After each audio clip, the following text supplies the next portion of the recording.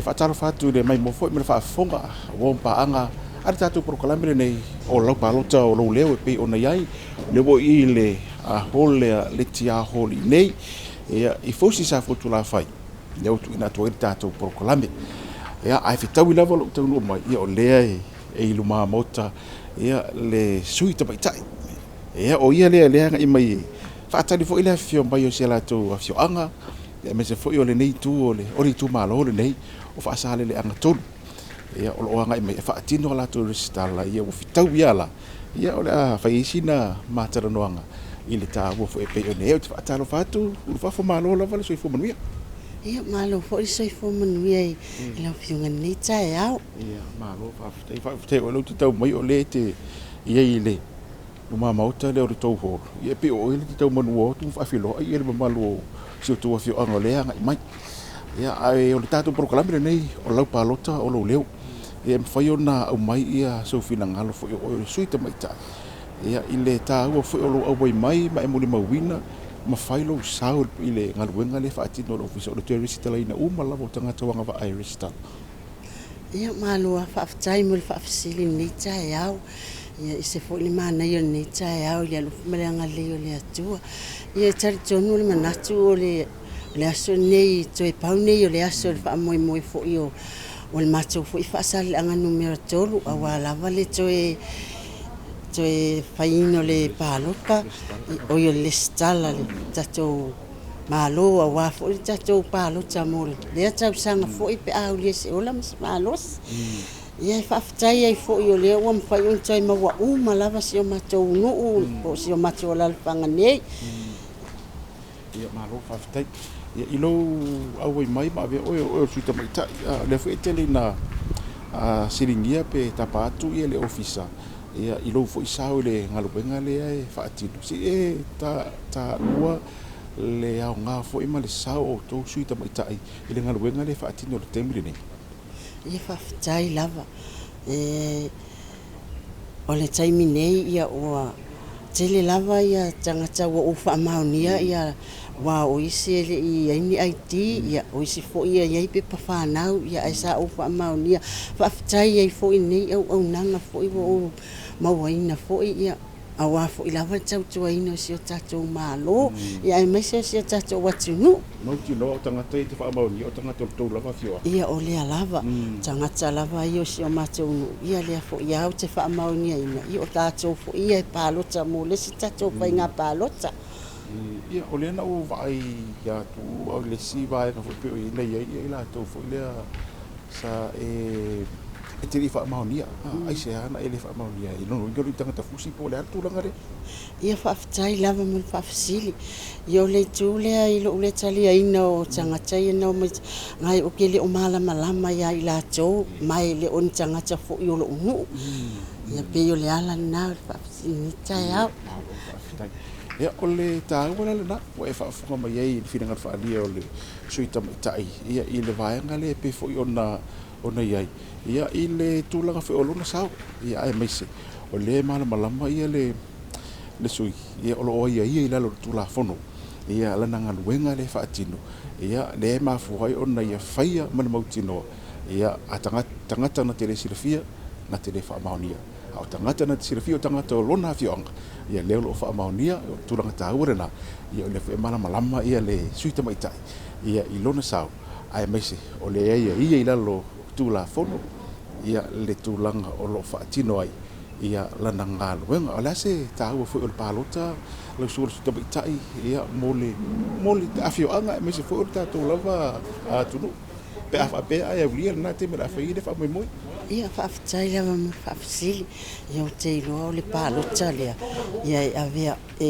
e loa ai le tangata e sao ma le tangata e o loo palota wai ai fo tatou tulafono ia o le tangata e le palota e sala ia ai lea ua uava ai lava si o matou nuu ia ai mai se fo io se o matou alalafanga ia o tangata o maia e palota ia o le tala lea avatu nei taeao i monu ia lava nei taeao o lenā ua faafofoga ia i le finagalo faalia foi o le sui tamaitaʻi ia pei ona fesilinia i le nei foʻi vaega o le tatou porokalame i lena taʻua nei lava e le sui tamaitaʻi le tulaga lea e sala oe pea e le palota ia i le taimi lenā o le palota ae o le taimi lenei o le galuega resitala lea o loo faagasolo i lalo foʻi o le tulafono e sala foʻi oe isi sala tupe pe a e le resitala o lona uiga e tatau ona e susu mai e faatino ia lau resitala o iai la galuega i se vaʻi nei le motu tele i se lafai e tatau lava ona faaogā le avanoa e te agaʻi mai ai e fai lau resitala pe ona iai le nofoaga lenei ia maisi lava foʻi o nofoaga ona faatino ai le galuega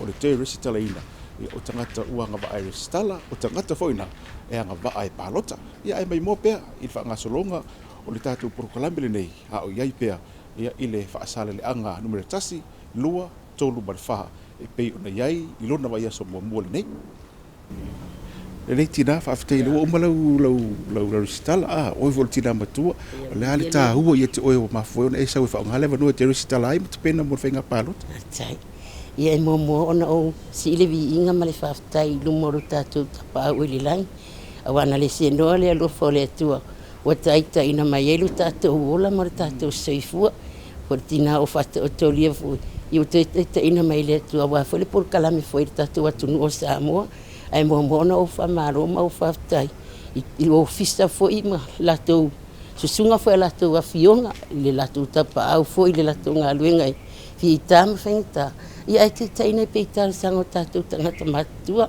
ia nei tulā e momo le atua e loo faafetai i po le afioga foʻi po paia ma le malusuga outou le o mataua foʻi le ofisa ia sana viia le atua auā o le alofa le o le atua taʻitaʻina mai le tatou ola ma le tatou soifua tāua ia te oe tinā ua ai te matua le ase tāua o le faafaigaofie o le mai o le ofisa i nei faatino ai le galuega mo oe ia faafetai ia ua o le asasāna atua i loo fitusefulu ia ua taʻitaʻina foʻi o nei o a'u le e masina le atua nei fitu masina panau e siʻutina na faailoga ai le loo fitusefulu le asasā le asoiva ia leu te taotu ae aviia le atua lenei pokalame manai o faafetai lea ua mafai ona ou sa valivali mai ua latalata e lana e lē se taʻavale le tinā ia le ua fai lenei a le stala manai a latalata atu a mafai ai na tatou au faatasi e le taʻitaʻina a le atua ma lona alufa ia lenei ua faataunuu ai ma le manuia nei fuafuaga uma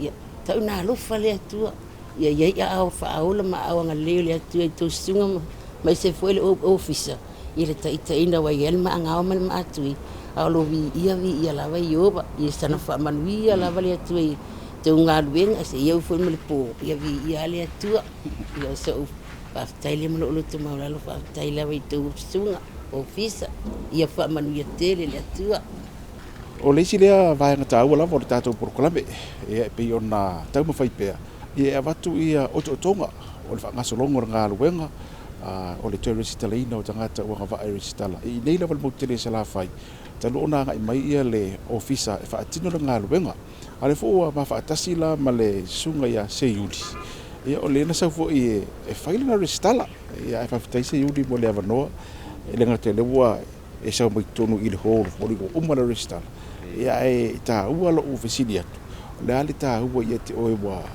mafua ai ona e sau e te tali le malaau mai le ofisa ia ma leo mai le ofisa faatino le galuega lea o fai le taimi lenei ia faafetai lava atu mo lau afioga i tusai foʻi ma le faafesili foʻi lenei taeau i lo foʻi oo mai nei mau ia ona o te iloa e faataua ai ona mea leo le stala o lo taigoa e tonu me ia faiga palota agae lē taitei iloa ma o tasilafia ata lē sau e fai lata le stala ia e mautigoa ai faasalakaita mautinoa e salakaita nei e pe a lē sau e fai le stala i nei ona e tāua i tonu faiga o faipule tonu o nuu na fo to sia fia umala ale faia ia le stala ia e sala e te le al sala e fia mai ia ata ua to no fai ngo me io me fai pule se nu ma tu malo afta le wa mo le ia tu la u fa longo ia lo no winga le fu sila fia ia pasal longa le ofisa le fa ilo mai e sala tangata e le stala ia le o maua tu la sau nonga pe ona iai ia pe olisi na vai ngo fa maru se o te sau e le sau e faila u restala ia matapena ai mo le palota ia o le isa vai nei ia le galuega le fa'asolo isi tu o le motu o le asau fa'asoa fo'i le iai fa'aogao le amano le voi le ofisa isa vai nei se tatou motu ne mafai fo'i ona fesoasoani lau fa'asoa ia i le isi vaega o le tatou motu i nei salafai le iagai me fai le latou restala fa'afetai ma le ia fesili ia o le tāua ana leina o mai fo'i nei ofisa i nei mo te nei salafai ia atou titilo po o te mai moi fo'i ua ngaso solo atu ia ofisa nei fai tole sta ia ele leila vale fa tāua o lo taimi leina te afia i foi ma tala i fo au ia e fai le stala wa le wo mala le a ele stala e te le al fasalanga o e malo ainga ai le al su pe ma tala i fo au fio i fo ia e fai le stala nga tāua e tāua te tono tato no atu no haftai se yudi ia o fa fo mai fina ngalo lo na sunga se yudi ia i le tūlanga o le whaatauaina o le anga i mai e resitala le whaila wa abatu ia lana tua lalo po lana whaamanatu fo i le tātua motu tele sa la whainei ia ia whao ngā lea wanoa lea i o lo whaasalotu i le tātua ngā luenga e anga ia ne whaatino ia lau resitala e pe ona iai ai a tō umala pepa e te anga i mai maoi ia le whaila wa mori mau waise iuli o le pepa whanau ia o le wa mai ma le pepa fo i lea po le tusi fo lau o mai ai ia le IT afita avale pe ape te lo afita avale o faibalo le sene afita avale ia mai le sene afita avale ia o isi foi vai pe on fai lo tu IT onga IT pensione fo tamama tina matua ia fata se fo i mai IT fai nga luenga ia pon IT fo ile mai le nupi fa ia le fo isi de fie se yudi ia i te mi ta pa tu ofisa le pe pa fa po fo ilo o lua ia malitina po o le tamama malitina ia pe fa pe la vai tau sa ili atidi ia vaenga e fa mau ni ai ia le tulango le no fo mau ile no maleno le olo fa tino ia le nga luenga ona to fa manato vaenga ia ina e ma faila ona si le fier ta tu tu o vaenga la vai le e ave tau to ai nga luenga le sistemi o le ato pepa e anga i mai male malo ta tu tu ia le wa tu fa manato se yuli le fu tu fa manato atu ta tu prokolambe ia ile tulanga le na o pepa mana o mia pe ai sube fa tino ia lau restala la fa ta tu malolonga o ta tu ba salong fa pis disi la tu ina tu company lo lango ina ta tu prokolambe ona to e te riu mai ile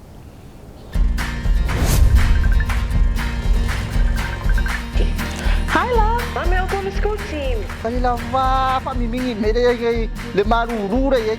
Kalo fai. Hi, Daddy. Ala mo wala oi kami kingai lao. Le fai ama se kangan me ama koi onvala o bisi. Ko ala nga kimu me alwa yaso len ki ayo o mani va yaso. Ke se ora lo waso afora kure la fok se kupe va ka wes ko masing.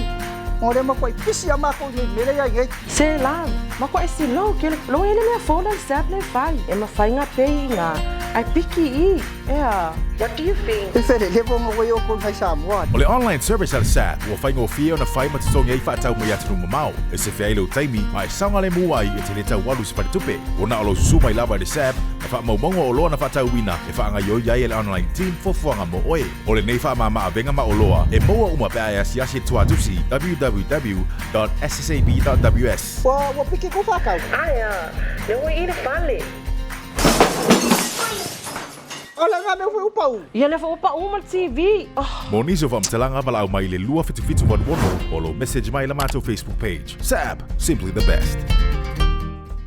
e o nasa mai moa ia tatu fasalang fa pisidisi ia le ala wa e sir mai ia sui fa ilal vaenga le wa ile fa solongo tatu proklame o lo pa lota o lo leo ia le e no mo asa vai ai me sala I si ufanga le wa e mai mo mai ai ia po le tu malo le fa sale le anga fa ia utam fa ila vai abatu ia se au te lenga foi o ai ia le ngaluenga mo te resistala ina o ila tu wanga va resistala I nei I fa sale le anga fa e va te leo o tau mai ia o mai ia se uso ia au ia so ko foi I senior vai resistala se mai foi se tu langa o lo ia ngaluenga a mata o le resistala pe o nei e malor sai alen o mai I se ko bigo ya malo le so fu manuia la sunga se ya o lo manuia lava me uma o lo fanga solo fu ngaluenga resistala pe ona fala wi lo mai TV Ola le tu langa o ia taluna mata ngaluenga ni vai aso I le tali mai le nei vai ngol botu wani ta upu mo ni vaenga o e mo li mauina i le tātou anga luenga o lo whaatiro nei o ni vaenga o tautu vava ia o mana o mia le toi wha manatu i le atu e mesi asa wa i le wenga luenga ia whaftai lava mo le whafsidi ia o tūlanga masani lava e pe pau le tūlanga le iai o le iai o ni ID ata ia e ma tūlanga o pe pa whanau o mai tau wina o isi wale o whaingata o na tue maua pe pa whanau ai tata longo tu pe le mamalu o le atunu e tau lava le whamau le pe pa whanau o lo iai le aso soifua o lo manino ai foi ia mātua o tangata o lo mai restala pe o isi whamau ngata ua na le ofisa ava pe le maua le pe pa whanau o lo vai a foi o tele le au fai passport ia tusi fo lau le ai misa ia vaenga ia o inga luenga wha vaitai au au ngā fo ia tusi fo lau e whaatino i foi le restala ava pe o lo ia le tusi fo lau ele i expire e mawhai ona whao ngā citizen ia wha maoni ai lo citizen au lo ia foi malau ID ata tusala ava pe le se pe whanau e tāua lava le tusi fo lau ia pe o vaenga i e wha manato toi pe le malu latunu wha mole o mai tā pena e tāua lava wha maunga au ale wha mausali ina fo i o suafa e tu wai o tau ilungo le lola ia le lei maa pe o tūlanga ia mo le ngang wha lola Whaftai, o le tūlanga tā wala le wai tā ue pe o le tūlanga whaelana le ai whamanatu pe o tātou watunu ia i le tūlanga lava o le ato atoa wha maumonga e o mai mamai pe o le tā ue le sunga āleni ia o le whamanatu whaelana mo tātou isa wa ina ia o e ringa luenga ia ina ia tautua nā lava vaenga le ua whaamanatu atua ina ia ato atoa ia mawhaasao ina i fwere taimi wa ato atoa lava pepe o mai mamai ia te vaina leo mai aris tala umale lei whaatino langa ona fo ina valea ia ona mai ai leo le o le tūlanga fo e pe ia ona iai ia au nisi vaenga lava fo i e tue whaamanino atili a leni mo risi la fia lava le tātou atunu ia wa le fo i ia au lape o vaenga ia po tula fono le ia tūlanga leo o lo le ristala ia ma vaenga fo e pe ona iai si sa no nisi vaenga lau tel ia whaftai seu ia sa o le i lalo tula fono e wha malo sia lo restala a wa atua lo rua tasi ia vaenga le tula fono e tā ua lava lo whaatino lo restala pe a wha pe ua e anga va ia a wha pe le ia i fo i le vaenga le tula fono e mōli ai la tou e le susu mai whaatino lo restala ia o leo ngala na le malu la tunu taimi nei a wha pe ua e si fiu a tola rua tasi u mai o wha mau ngal pe whanau o le passport o au ID uma no pi fama tūlanga whapea. Ia masu mai manu o lo ai mese tātou le ua o tuei ia le ngalue ngai tua. Se whele tupe tau whelua i voinga le tūlanga o taxi mo pasi. Ia ale o sau sao ai i le tau wawhioanga. Ia te susu mai lava e whaatino ai lo restala. Ia, whawhitaitele lava mo le whaasoa fwoi o tui nā tui. Ia o ngaluengo lo e ofisa o lo whapea ona iai i sa la whainei. Ia mese rao le i tu malo lea o whaasare le anga numero whale o lo iai le ngaluenga. Ngalue le sunga aleni ia malana time pi ona iai. Ia o te mawhai lava e watu tātou updates ia po o talalata mai o le whaanga solongo o ngaluenga o le tuari sitaleina o i la tau wanga wa e resitala. E pi o neere ngaluenga i nei sa la whai au le nawa a watu fwoi ia le whautuanga ma le whaamanatu si o tātou tunu. E mai se tātou i nei sa la whai. Ina ia ato atoa whaamaumaunga i e tuu ina mai. Ia e whaatino ai ia lau resitala. Ai mana tua fwoi. O le e whaatino lava ngaluenga le nei. Ia i tātou ofisa au tū i mulinu. Ia o le anga e mai le ofisa pe no tau e aleni. Whaafengo fiele mo lo tau pa ia mo lo tau malu sa la whai. Ia le wanga i mai ia le tātou a ofisa. Ia whaatino ai ia le anga aluenga. Ia e lau mai moanga i le fwoi vaenga o le tātou proklame. E pei ona e sirisila. Ia ma e whaafonga mai iai. Ia whaftai e seta. Ia o le fwoi maa o e lago le sui ta mai tai e pe ona iai ia i whanga mai lava le pitonu. Ule nei tau i lai sa limu e pe ona iai. Le ngaluenga la le o lo whaatino nei mo le te resitala ina o tangata wanga waa e resitala ia mapalota. A le fwoi o lo mawala. O le e muli tai lava i le tūlanga o lo iai i le ngaluenga le ofisa. O mai ma whaamatala mai lo sao ta ua i le whaangasolonga le ngaluenga le nei. Whaftai fo i lava i lau sunga mo le whafsili ia ua whaftai fo i le tanga luenga le o fisa o whainga pālota fo i le amana i o lo nei sui ia o whaonga fo i awalinga luenga fo i whirwhiri ai le longolongo ina o tangata pālota o si o mato i tu malo le o mwhai e ona whaatino ina le ngaluena i nei aso Ia i le tūranga o suita mai ta. Aku feel ai ngora ngalo kele e au fio mai ali ia pota ma sina ia mai la tu o au mai mo ba no tanga tonu to fio mai ni tonu to fio e ole ala fai ngo fie ia wa fai ngo fie ona o sa fai tonu sa fai ngao tama tai fo yo so matonu ne fai ngo fie fo yo no so tai fo tamali ma fai pulo so mato wala la fanga nei awale fatino ina ngaluenga ia e sa fai fono pitonu taitasi wa o nei fai lavale fono le pitonu ia e longo pulu ali e fo ile malo le afio anga nei awal fatino ina le ngaluenga le staraina palota na so ki tiro la ia ile anga i to te lele to fio ati o mai ia tani mai o mai ona ai mai o mai tu ki te loto to te le tala ko ia ko le ala vai e fa o matasi la vai to ai ma tanga wa mai me ia o to atele la vai tanga matu o lo fio mai fo ima a le tupulanga fo ivo e le faias fainga tai i taimine ia o tangata matua o lo tumutumu lava mawhaftai fo ia i lato i le langolango ina o le ngaluenga o whaine. Ia o te whatuanga fo i mosio matua fio anga nei. Ia e le leo lewa maua lewa no e le taimine ia fio mamitala mai ao e le stale taimine. Ia mo le wae mo le staimi ia e whawhaingo fio lewa mai tono le larfanga. Ia o le staimi ia le lopete wo ia pia ia whainga tāfo i lea ai le lea fio mai taimine manua o lewa maua lewa noa ia maro whalo lava whaftai e le lava le ave pe ola sila le foi mai mo mai i se whaapatalanga tau wala atu le ofisa ia ai ofina ngalo whaarira fo o le malu lava le atu no e te tau lo fo i ona mala malama manino ia ile sila le tatu tunu i le tatu pokolami le fola o maua ia le avano ia e pesiringe fo ia sitasio ma fini po tina fo ile ua mai a fo irana recital ia e malo faftai lo fata wa ina le avano bo fa ina recital le vetu o mona e recital o le alava na le sau ngala sunga ia le ua ma ele recital ni taia sa yo ia ingal malo o le ua e recital i nei i le nuu le ua e no fo mau wa fa ilo fit feelinga o le nuu e no fo mau le ua e recital ia o le alava o le wo recital nei fanga ia o le me lo fa mautu ai fo i mato o lua marfana Bruno vinga o le te malama i fo ile le i fatino i recital po nga va e to ni recital ai tai ia po le no fo mau vai le o ma fo i ona e recital le ia pe on sa no la sunga o ia o le tulanga na fatau le tula fo no ni te iwa a fai na se si ai o le wo recital nei me lo au mau vai male ainga e me se ia o le matai fo ia o tu ola fo ia ainga ho manu na o la ai fana na wa ia o le wo mai paulo mai fo i nei a fio ia le wo fatau la vai ai ainga pe on au mai malo tau te la ia le vai ngale wa e sau no ia ono vai ngai po nga va ai e fili tangata recital ia la se tulang olo e mai tawina ia ile ava no le wo mai office i to nei ai mai se i dei di tato motu i sa vai ile nei fainga o fai office in e mafai ona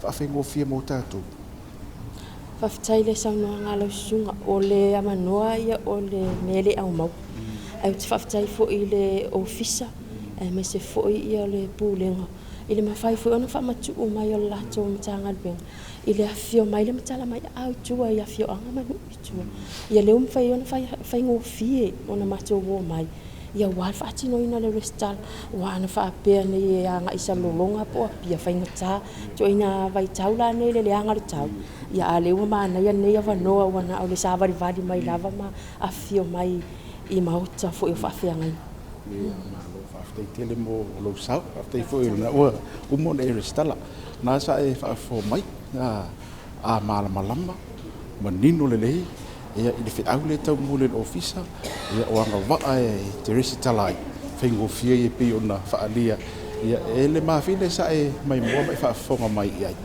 la fa yerta to malolonga to tani mai de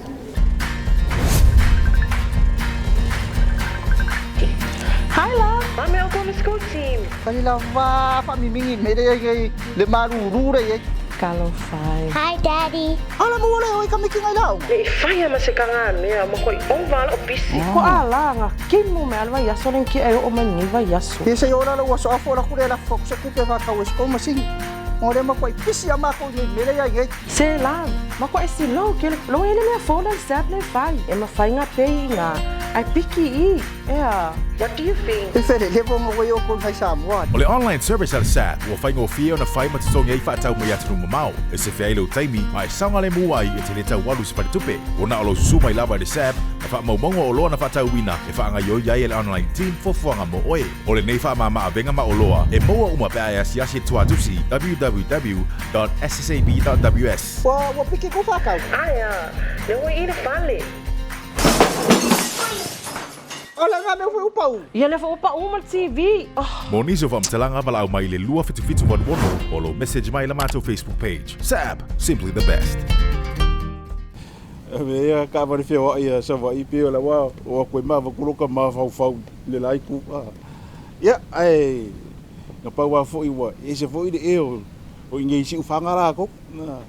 Ale ka tu por kala me wa fa fonga mai mo mai o lau palota o lo leo ia e pe ia fo I ona tau mo fai pea. Ia e avatu ia na o te lenga o di vai ngala tamai o le ngalu wenga o lo ia le ofisa. Ina o se e mai ia I le motele I sala fai nei. E pe on faatino ai ia mai mo mai ai. I le tulanga sa ile ngalu wenga I faasale le anga numero 3, ma faasale le anga numero 4. Ia le ia afio anga ia sa tuina tuai faatala no atu I foi ia sui tamai tai. O le memo mua lava.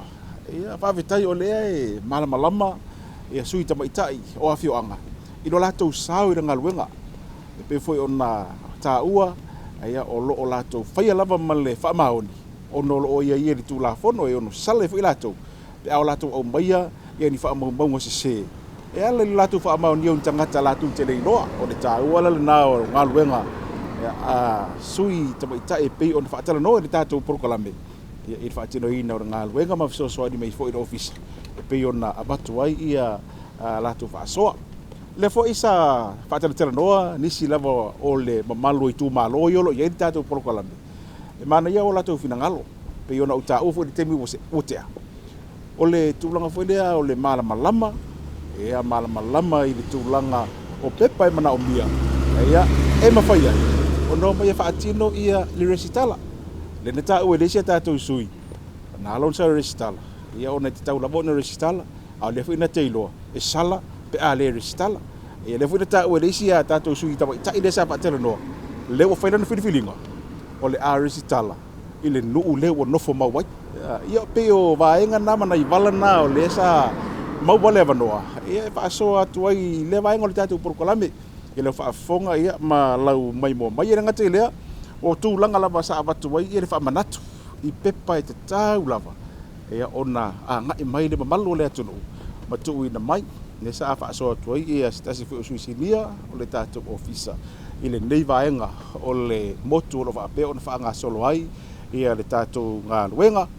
Ama tuina tuai. Ia ni whaametalanga o le whaatinonga o le ngā luenga le ofisa e tau alatu. Ia le tātou prokolamele nei. Ea o laupalota o lo leo na. Ea mamana tua o lea lava foi o lo whaatino nei ngā luenga umalava. Ea I tūlanga o lo whaapeo na lima te ita ina ia mawhai. O na maua ia whaamaumaunga. Whaamaumaunga sao lava o lau sunga na waianga I mai e teresitala. Lea la foi na le nta pa ia whaamaumaunga ia po o pepa ia mana o mira ofisa. Ina ia sa o le lei he o whaamaumaunga. O le atu I tonu o le lola alo I tū malo. Ia ma whaamaumaunga mai. Ia lea e hanga I umalava le tātou ofisa e pei o na iai whaamaumaunga. I whainga fōu o le sistem leo whao ngā fōi. Ia e mawhai ei ona fiso soani. Ia I le tūlanga fōi lele o lo sau e sikala I e koe rako e koe sikala I o. Ia e whainga o whiara ona mawai oe. I whainga leo wai ei ia le sistem le tātou ofisa. O isi nau vaenga tā ua mo le si la fia. I lau whaafonga ma lau mai mua. Mai tātou iei pēla wa le tūlanga lea. Whaamana tō tu fōi o loo tatala pēle tātou resitala online. Ia po le tūlanga fōi lea e te talosanga online mai. Ia ina ia mawhaiona e resitala. Ia apia fo ina o lea lava I te I le motele sala whai nei. Pele I o atu I le tau I tū malo ngā luenga le whaasolo atu. Awa e manatu o fia vave whaira o resitala. alula te whaonga ia le tātou o nangalena ia o le resitala online e pei ona whailo atu foi. Ia e whaatino ai mea tani umalawa fesili na olo iai pe awa pe whirenga le whaatino lau talo sanga. Ia ma whaamaria ina. Na e lawa e mawhai ona tali mai le ofisa. Ia te oi e whaapea. Ua e mana o te resitala. Ai le i o atu nga luenga i roi tū malo. Ia ai o le tāua lava ia o le alawa e whaanga solo atu le tātou ngā luenga ia i tū malo umalava. O le motele nei i sa la whai ia ma le tātou ofisa i Murinoo. O lo awanoa fu le tātou ofisa i Murinoo. E te anga i ai pe a maua le awanoa whaatino ai lau resitala. O pepa umalava le whaamana tuatu e mana o mia e whaatino ai lau resitala. Whaamuna mori. Susu mai ma au mai pe susu i Murinoo ma ave iai. E a whaapea fo i so se vai ngō whaatino ai. Ia a tātou ngā luenga whaapena fo i pe a e resitala online. Ia e tau atu lava ia pepa i e mana o mia mo lau resitala. Ia e te tango lava e whaatino uma. I le teimi olo e whaatino i nai le au nanga. E whaingo fie mo oi. O le tātou polokalame le nā, i lau sida fo i malau whaafonga mai. Ua tau ma whai e watu lava, whaamanatu watu, whaailoa atu. O whaamatalanga sao. E tui natu i le tātou ofisa. E le whaingo fie mo le tātou watu nuu i Samoa nei, Samoa mai mo mai. I atu nuu e mamao. I a whaamatalanga sao i e tui natu i le tātou polokalame nei. O lau pālota, o lau leo, efe so soani ai. E a mo oe. Ala mo tele lava ia i sa la whai, tu malo lelo i ngā luenga i le nei mai asu. Ia, ka malo lava, mo le tali mai i le anga i mai ale ofisa. A o lea lava i wha ngā solo le vai asu fau, ia, whailoa tu fo i se tātou porokalame. I tu malo le anga i ai ia le tātou ngā luenga. Ai whawhitaile mai mua mai, whawhitaile fo i pulenga mara o whai ngā luenga, a le kampania le sa, kusai mele langolango ina o le tātou porokalame. Sisi whapoponga i se te meo ilomo o le tātou porokalame nei, o lau pālota, o lau leo. Alo fato.